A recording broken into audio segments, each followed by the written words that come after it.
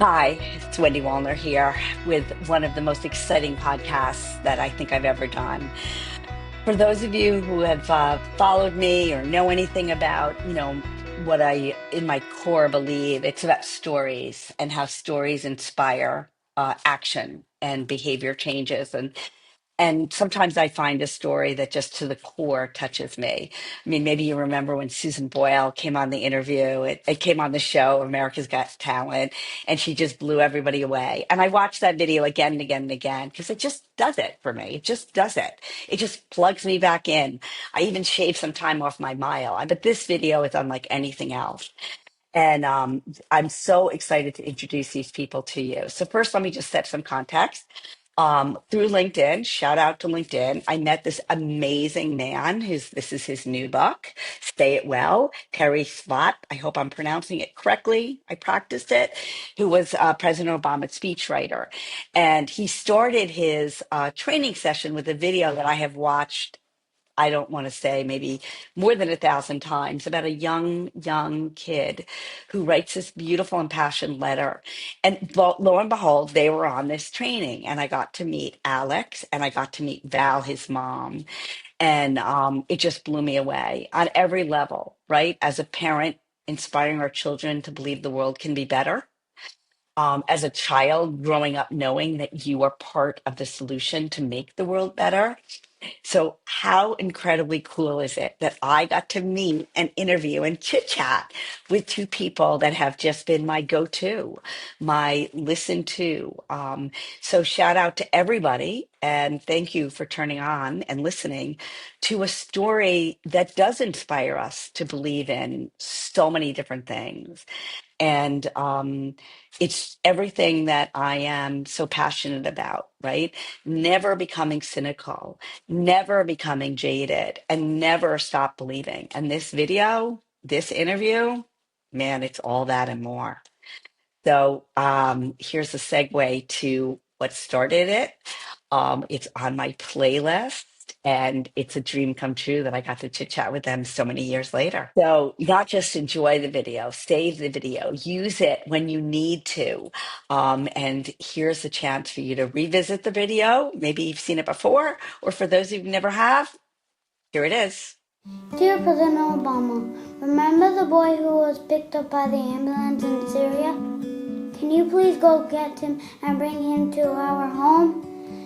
Park in the driveway or on the streets, and we'll be waiting for you guys with flags, flowers, and balloons.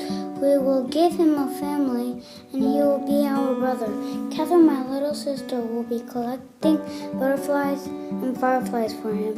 In my school, I have a friend from Syria, Omar, and I will introduce him to Omar, and we can all play together. We can invite him to birthday parties, and he will teach us another language. Since he won't bring toys and doesn't have toys, Catherine will share her big blue stripy white bunny, and I will share my bike, and I will teach him how to ride it. I will teach him addition and subtraction. Those are the words of a 6-year-old boy. He teaches us a lot.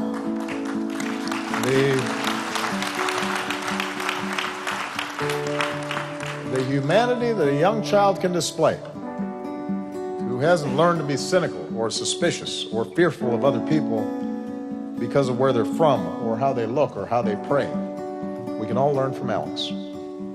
Alex, 6 years old. I'm not sure if you remember me.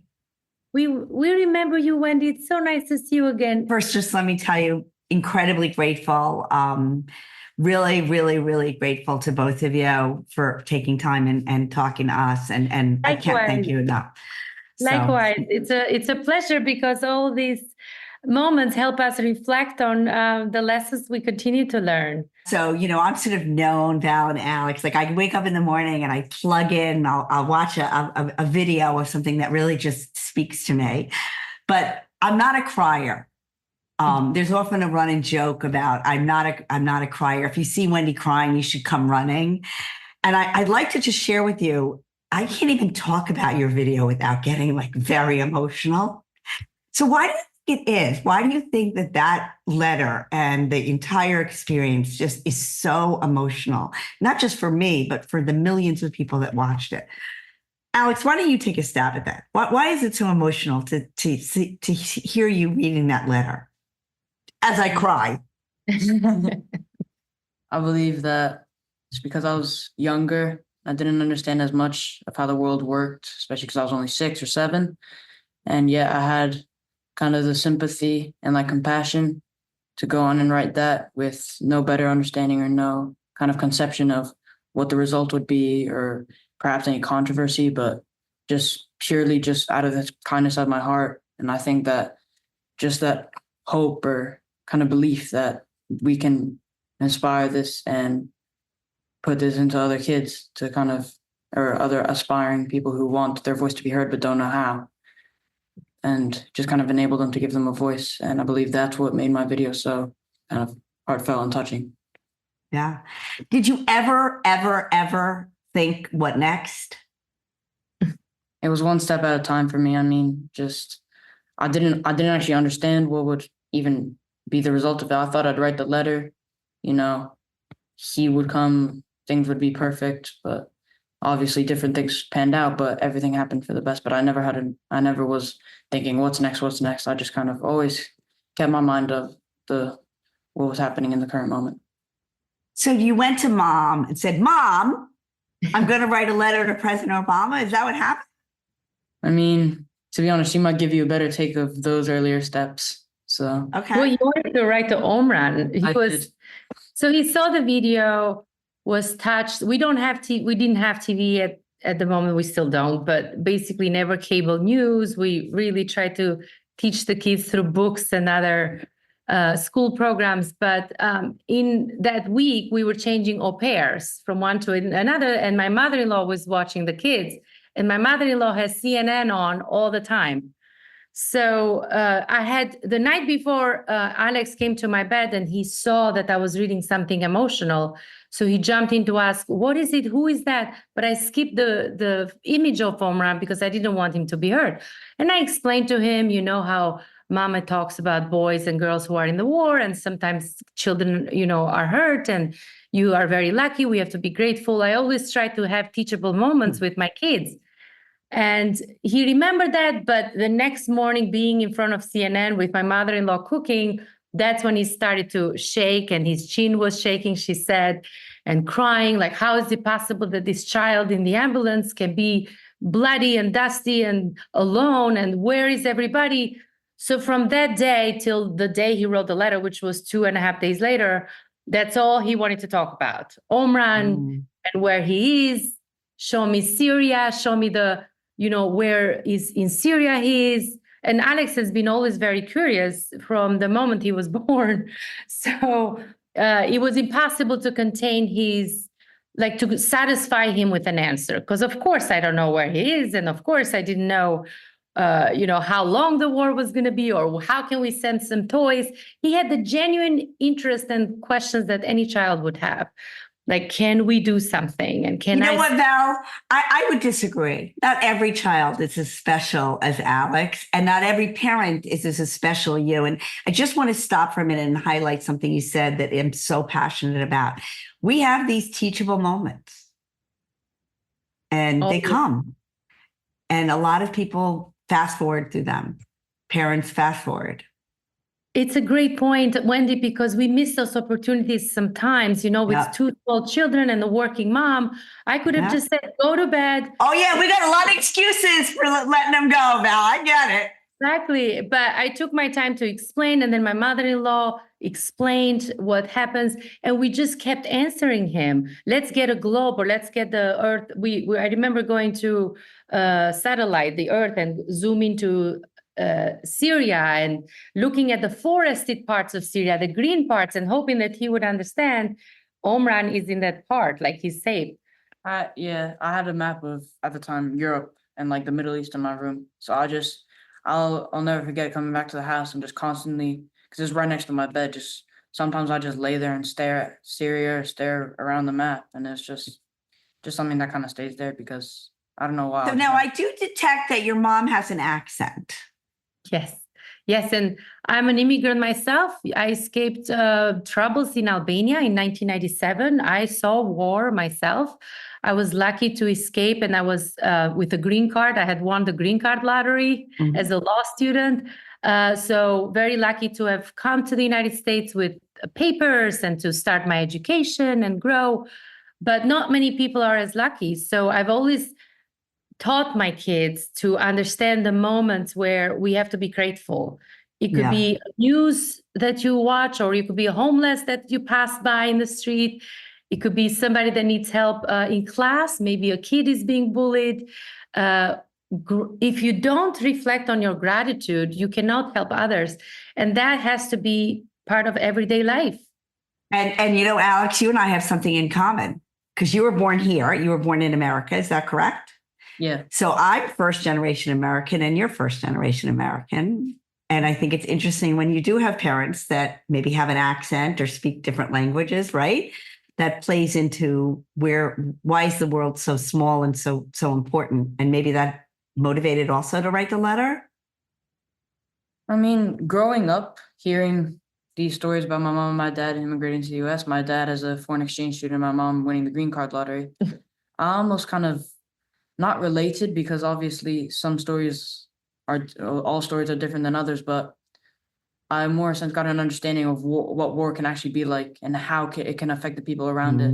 I mean, innocent civilians who have done nothing wrong just get hurt in the crossfire of political parties or, you know, different parts of a country or different political beliefs. And it's just... So, Alex, I'm going to ask you an unscripted question that's going to be pretty hard. Are you good with that? Yeah, sure. I like the challenge. So a lot of times at Balancing Life's Issues, we hear that we should shield our children. Don't tell them terrible things. It's too much for them. They can't handle it. And yet at 6 years old, you knew that something terrible had happened. How were you ready to hear that message at 6 years old? I think all of that bounding anticipation and kind of building up, no matter what the consequences would be on what I already knew and what I was yet to know, I was just ready to hear it. I think I just really wanted to know what was up because I'd seen it first from my grandma and then my mom. So I was like, obviously this has to be a big thing, you know, being 6 years old, not knowing all that much about war and just kind of putting two and two together. And I was just like, I want to know, I want to know, I want to know. And that just... Ever get angry at mom for not telling you that everything was perfect in the world? No, I believe that was kind of like the changing point where I understood that not everything was like rainbows and flowers and everything. So I believe I was never upset at her. I was just happy how she raised me, and I always will be. So. Yeah. Oh my God. Wait a minute. Let me stop there for a minute. Can we cut that out and send that to my 3 children? Because that's what I want to hear. I was happy with the way she raised me. I mean, Val, does it get better than that? No. And yeah, I'm gonna cry again. He's always been very, very special. And we learn from his empathy because it's truly genuine. Like kids that are encouraged to know the truth about the world with, of course, with some shielding. You cannot just expect them to grab everything, and you shouldn't expose to everything. But at the same time, to understand gratitude, it starts in an early age. You cannot appreciate those early years just for learning math or languages or art. It also has to expose them to the bad of world in a way or another, right? So, because what do you do in New York City? When he was 5, the year before, he passed by a homeless man, and it was March and it was cold. He had a box of chocolates and he wouldn't leave until he convinced the man to get the chocolates. It's like, I don't want the chocolates, Mom. I want to give them to this gentleman. But I said, you have to ask him, maybe, you know. So treat people with respect while being grateful and recognizing what's around you is something that starts early. And and even though, for example, at first he wanted to talk directly to Omran, I said, well, Omran, we cannot reach. What else do you do to channel that energy? I love it. And when he said, I bet you President Obama can go get him. Because previously we had talked about the power of a president. and how a president has an airplane and a helicopter, and they're powerful people that can change the world. And of course, President Obama being someone we admired in the family, even though we don't talk about politics. I mean, at the time, especially as children, he was like, I bet you President Obama can go get him. That conviction of him finding that solution. I love it. Is really what it's about. And then what did I do? I used the moment to really channel the writing skills, because it was August and they didn't have kindergarten. They didn't have camp. August is the hardest month for any mother. For so sure. I said, why don't you, I bet you if you write to him, he will listen. He will take note of it, of your passion. See, and I love that. I think we got to stop right there, because one of the things we talk a lot about is this learned optimism, and we're fighting the cynical world, right? Nothing I do matters. It doesn't matter. I can't do anything. And what you told him was, I bet he'll listen to you. Yeah. And of course, to me, it was like, here goes letter to Santa. No one is going to open it. You know how many thousands of All right, letters. so now we want to know. You mail the letter, and what happens? She's the one that Wait a minute. Did you want to go to Maine? We were supposed to go on vacation okay. 2 days later. So Okay. we had this around that time in the family. We'd go to Maine. Was it every summer? I believe? Every August, So yeah. every August we'd go to Maine for like a couple of weeks, and it had been like something we'd been doing for like 2 years at that time. And this was just after I'd written the letter, and I just didn't want to go. I was so convinced that he would. I can't go. Run, like genuinely, just in my mind, I just picture it, and I can't go. President Obama is coming. Who's going to wait for Omran? That was. Oh my goodness. She convinced me first. She said the neighbors will. So I said, I spoke to the neighbors and they will make sure they'll call us and we'll be right away. We'll drive very fast and they will wait for us. I mean, it's kind of cruel how he was so vested in this story and the fact that he's coming. And then a week passes by and any news. And I would just literally look for any delays, any justifications, because now I'm thinking, oh my God, I'm lying to my son. This is never going to happen. How can I take his attention away? And I would search for President Obama's whereabouts. And I would say, oh, look, he's in Laos or he's in Cambodia. Or wherever. That's why he's a little bit delayed, but I'm sure something, And of course, it was 20 days later or 26 days later. Early, at that time, I had like no concept of time. Yeah. Why without? But not a year later. Not a year later. No. It was days later. The school had begun. I remember being at Columbia University for a conference, and I get a message from my boss, my dean at the law school where I work, and she says, the White House is looking for you. Because I am in the international program, sometimes I bring delegations to Washington, D.C. And I'm okay. Did we plan something with the White House? I don't think so. And I told her, no, I don't have anything with the White House this month. We had a Supreme Court visit in July, but that's it. And she goes, no, they're looking personally for you. They're asking for your cell phone number. And I was thinking, maybe it's a cousin that started an internship at the White House. I have no idea. Like, I would never put the letter together with the White House calling us. And so when I gave the message, the number, they called me. I remember it was a member of the speechwriting team, Susanna, right? Mm-hmm. And she goes, are you Alex's mom? Yeah. And to this day, I can't even talk about that moment because it's so emotional. And I said, yes, I am. And the letter, oh my God, the letter, please tell me it didn't reach the president because it's crazy. And she said, yes. And you got all of us in tears. So the rest is history. So wait, no. So you go to Alex. I want to know what that moment was like. Oh, you go to Alex and you're like, because of course Alex believes this is going to happen all along. Of course, yes. The president is going to read his letter. The mom. But what was that moment like when you actually say the White House, Alex, the White House called? That's a great question, because I remember being picked up at the train station in Scarsdale with my mother-in-law and my kids in the car. The au pair was still learning to get the routine, so my mother-in-law was helping. And I was so excited. I believe it was a Friday. I believe it was a Friday because it was a shorter day for us because we are Shabbat observers in our university. And he's in the back and I say, Alex, the president read your letter. And my mother-in-law turns around and she goes, what? And Alex from the back says, Omran is coming. That was so Oh my God. like, Omran is coming, Mom. And I said, well, no, Omran is safe. And then I explained to him that the president wishes to read your letter to the United Nations. And would you like to give permission? And also, I had no clue what that was. I was like, yeah, sure. and also that, they were sending a team to video him reading the letter. At the time, I'm thinking they need to vet the story. I mean, they need to make sure this is a 6-year-old writing to the president because it's the president. You don't want to say something false. And yeah, so 2 days later, we had the team coming, a wonderful digital communication team from the White House. They did the video with Alex reading the letter.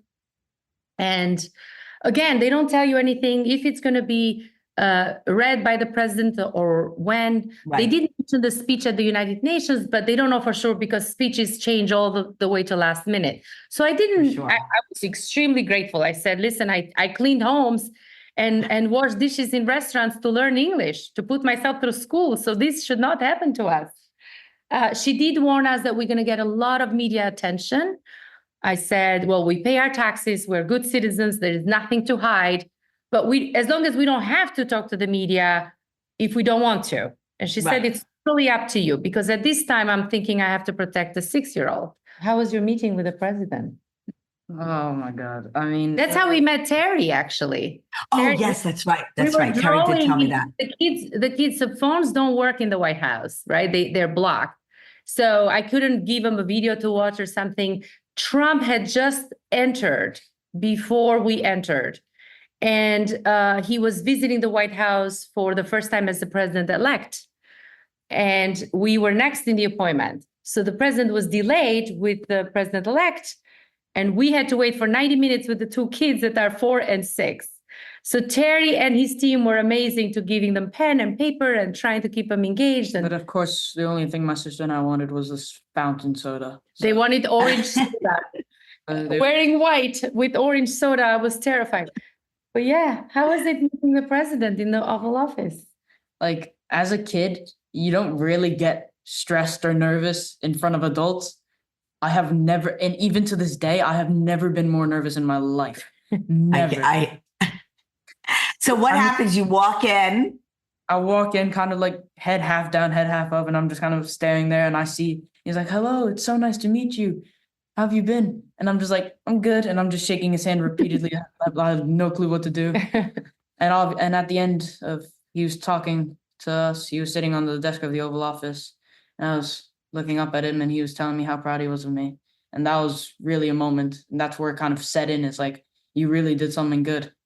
And he asked me if I had any questions after. And to this day, I'll regret that question so much. Why do you regret it? Because I was sick, obsessed with vehicles. I asked, because I knew you had a helicopter, how much people does your helicopter fit? Out of all the things I could have asked, I asked that. That's genuine. That's curiosity. So listen, we're going to be sending President Obama this podcast. So we're hoping you're listening to know what an impact that he had on everyone, on many other things as well. So how long would you say you met with him? I mean, minutes. Felt like minutes, but in my mind, I wish it lasted hours. I mean, he was such nice to be around. He really was. He after like the first couple of seconds, I just lost all my nervousness and I was just really happy to be there. And he was just such an easy guy to be around. I mean, he was just such a powerful and yet kind. Like his eyes were smiling, everything was smiling. And remember, that was a hard day for him because he had to hand over the presidency to someone who questioned even his birth. Right? It's been crazy. So it has. And you know, that part is well earned. I'm happy that you got something that you so deserved. So definitely shout out to President Obama. He didn't need to do that. Right. And, you know, I don't know, because we're in this place now where, Val, we watch Gus Wahl stand up, you know, and cheer for his father. And there was this moment of what a great mom she was because she just allowed Gus to be Gus. How'd you feel about that moment? I don't think Alex watched it, but for me, it is so much freedom for those kids who are in that situation, right? Who might feel emotional, who might feel proud, who might feel they don't need to fit a certain box. And our job as parents is to allow them. And whether the world accepts it or not, you mentioned cynicism. I don't care if people are cynics or haters, or you just have to let love and kindness win. And if you don't stand for it in moments like that are completely natural as a kid, getting up and being proud, when will we? Right? So yeah, can't judge. You cannot judge. This is not your child. This is not your family. Just embrace the moment and find a way to spread love your way. But Malcolm, what is the hardest? I mean, you got this brilliant, compassionate, kind kid, but what's the hardest thing about being his mom? Sports. Well, no, love for sports is really good you have it. When I'm older, I really want to be a professional footballer. That's like my number one dream. Okay. Yeah, that's fine. And that's why I'm paying so much to send him to England. Okay. So I do support his dream.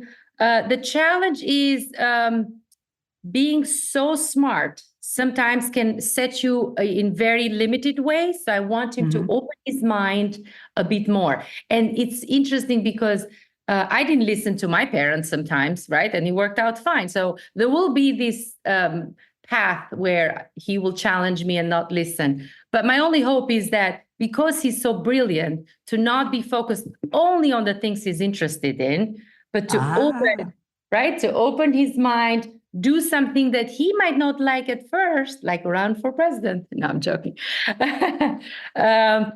It's really, I'm blessed. He's really amazing. I just hope he keeps an open mind and explore things beyond his passion. Well, I know where I got it from. So.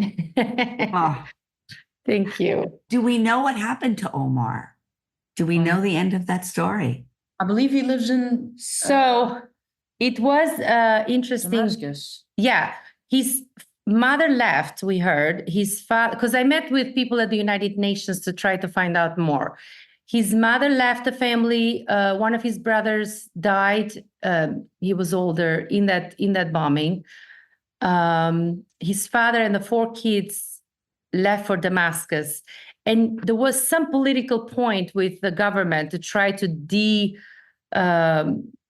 how do you call that word when you are discredit the story that the white helmets staged this event, that it wasn't real.